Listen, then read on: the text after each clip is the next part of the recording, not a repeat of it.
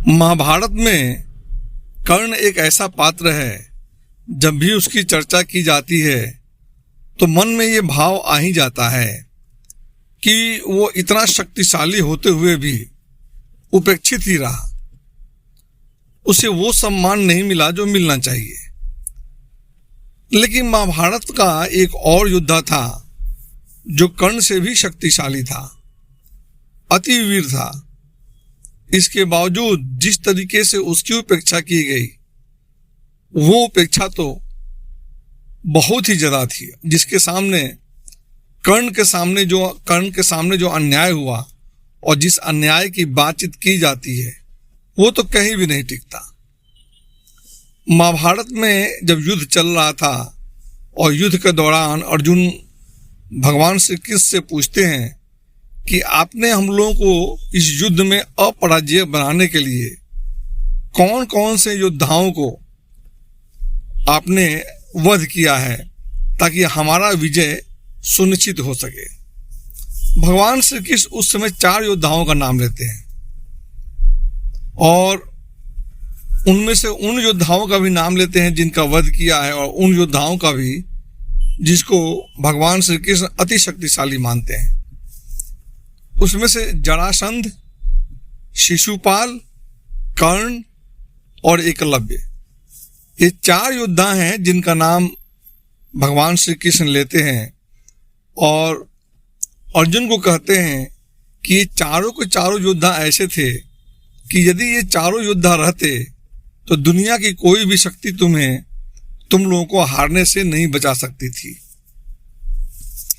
अर्जुन ने ये तो जान ही लिया था कि शिशुपाल और जरासंध दोनों का वध किया जा चुका है और कर्ण अभी जिंदा है, लेकिन एकलव्य के बारे में उसे जानकारी नहीं थी।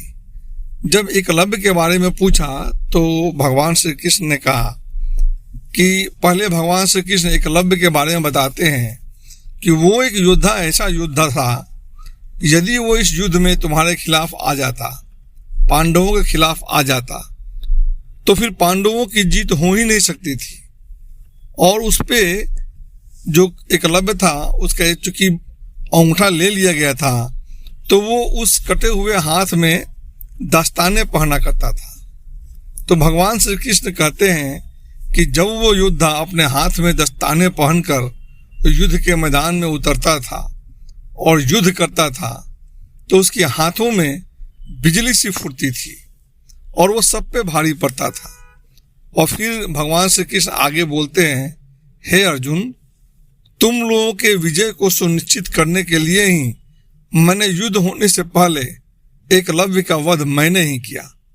अब सोचिए, एक ऐसा योद्धा जिसके अंगूठे को काट दिया गया था बचपन में ही, जब गुरु द्रोणाचार्य ने एकलव्य से उसका अंगूठा बचपन में ही मांग लिया था, इसके बावजूद वो इतना शक्तिशाली था कि उसको भगवान श्री कृष्ण द्वारा ही मारा जा सका। और उस योद्धा के बारे में ये बात पूरे महाभारत में महज कुछ पेजों में ही अंकित है। और जबकि कर्ण है, कर्ण के लिए तो महर्षि वेदव्यास ने एक कर्ण का चैप्टर ही लिख दिया है। तो इस परिस्थिति में देखते हैं कि कर्ण को उपेक्षा तो मिली, लेकिन महाभारत में कर्ण पर्व के नाम से, उसके नाम से एक अध्याय ही समर्पित हो गया है। जबकि एकलव्य जो इतना शक्तिशाली था कि जिसका वध करने के लिए भगवान श्री कृष्ण को मारना पड़ा, उस महान व्यक्ति के बारे में आज भी लोग कम जानते हैं। तो मेरे हिसाब से एकलव्य जैसा उपेक्षित व्यक्ति महाभारत में और कोई नहीं था।